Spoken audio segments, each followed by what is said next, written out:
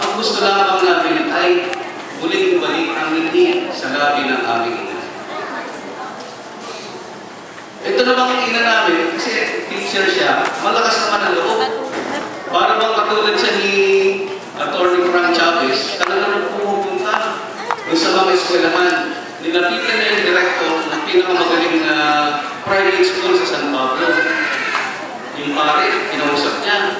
At humingi siya ng discount para sa aming magkapatid na lalaki. At nakagawa naman kami ng discount para na makapasok. At para naman sa aming bakol, ang aming ina, nagluto siya ng champoy. Alam niyo ba yung champoy?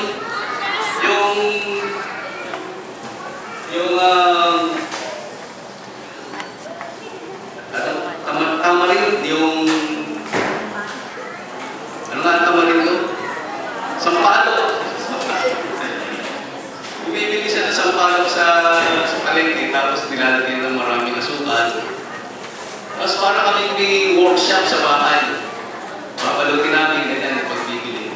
At nagawa rin siya ng yema o yung masapang kung tawagin. At kami mismo nagbebenta. Ako nagbebenta ako sa mga klase para meron kami pambako. Ganun yung aming kanalagayan.